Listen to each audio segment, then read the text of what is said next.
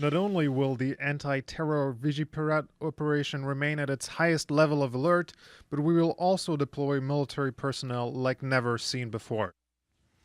There is no doubt the homegrown terrorists in France outsmarted government intelligence there. And we're still seeing the fallout from failing to note the signs. This must lead us to once again cast a hard glance at ISIS killers, who despite months of talking and bluster are once again out in front of the experts and once again laying groundwork for more than just taking over a few villages. It's time for some real actionable intelligence.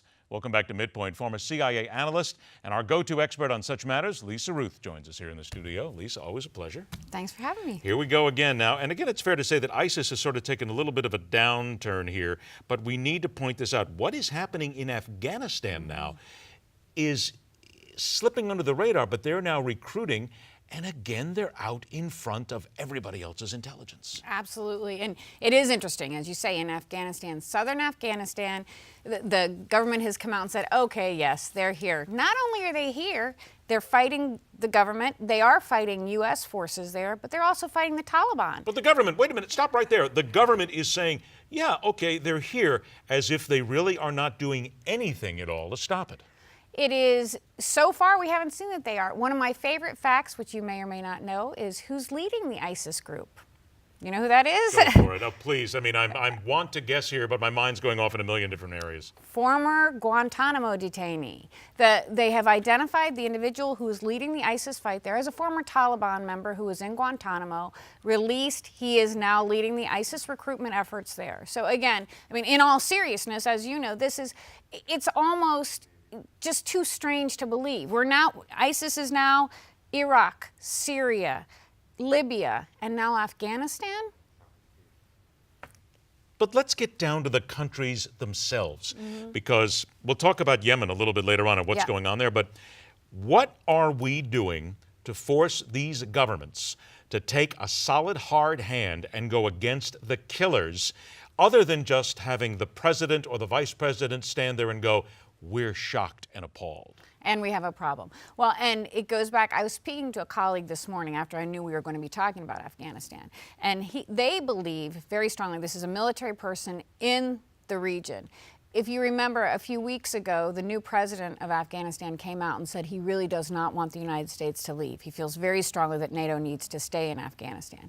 He believes that they knew at that point ISIS was there and was active, because although the Taliban is certainly a problem, the last thing anybody wants is ISIS in their backyard. And they simply do not have the capability to fight them. They just don't have it. So you're looking at a situation, once again, power vacuum, ISIS moves in, no way to stop them. How long before there's action, before it's too late? Lisa, I hate to ask this because I know I probably already know the answer, but look, I can see people asking the same thing.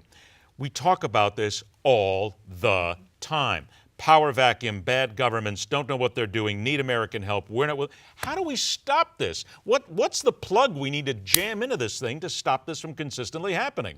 Unfortunately, it's so much larger than a military effort, really, at this point. It has to be, and I know hearts and minds is not something people want to hear about. Hearts and minds seems to be a waste of time, though. We've tried that. Zero success, absolutely zero. But until you can work clamping down, but not only just on the military leaders, you've got to look at the surrounding areas. We have to have, my favorite word, intelligence. We have to have a better handle of why these people are being recruited, why they're being active. ISIS in Afghanistan is Afghans. This is not people coming from Syria. You know, this is a former Taliban leader. Why are they now coming with ISIS? What is gaining that support? And you have to go back to intelligence. It's the number one thing. We have to know who we're fighting. But is it also part of what happened to U.S. CENTCOM, which means whether or not, and again, let me ask this, do you and the people that you talk to believe that the people who hacked CENTCOM are really ISIS, or is it a bunch of kids doing Red Bull in their mom's basement somewhere in Maryland? I think it's someplace in between the two of them.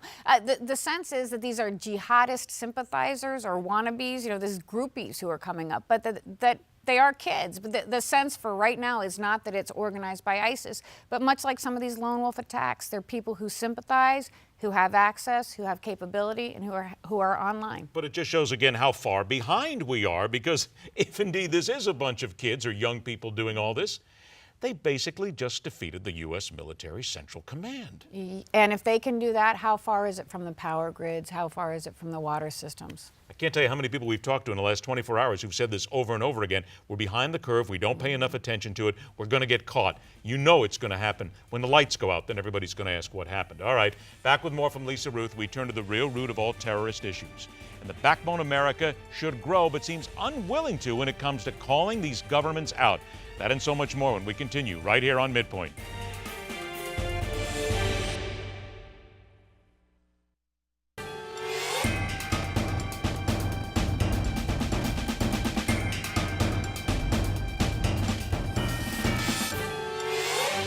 Welcome back to MidPoint. Former CIA analyst and veteran intelligence expert Lisa Ruth joins us.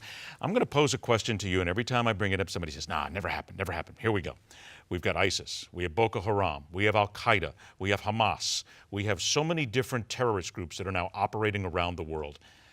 I understand that there's differences between them, there's religious differences, but is it possible, and has anybody considered, I know they've considered it, that one way or another, these groups, should they start networking and find ways to get along in certain areas, though they may all believe in a different God and a different way of making money, that they can start putting together a concerted, quote-unquote, team effort? Well, we do know. If you look at Al-Qaeda, and Al-Qaeda certainly, with Boko Haram, Al-Qaeda has helped Boko Haram, it's helped Al-Shabaab, some of these disparate groups that are out there, they have worked together and they've significantly raised their capabilities. Now, the big question is ISIS, but we have seen some Al-Qaeda groups pledging allegiance, so to speak, to ISIS, and that I think comes from when you see victory, people want to be on the winning side. Should they find a way to bridge that gap? You bet it's important. It's critically important. Possible? Is it possible? Yes, I do think it's possible. I don't think it's likely for right now.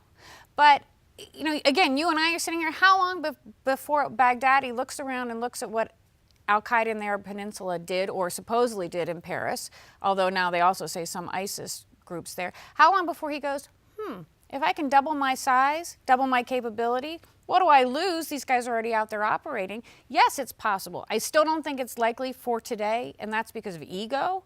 Right. However, ego eventually will lead to a point where you want to win the war and you want to be on that winning side. Right. And as ISIS continues to win, Boko Haram is completely unchecked right now. Absolutely. And you have the Palestinians. Hamas is now getting recognition in the United Nations.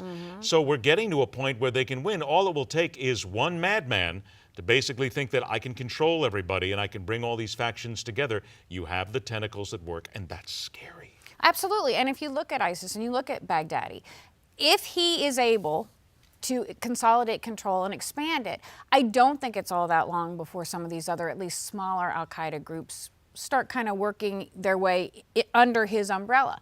Now, on the other hand, as long as you have this extremism that Al-Qaeda doesn't want to cross that line, which is kind of ironic to say really here.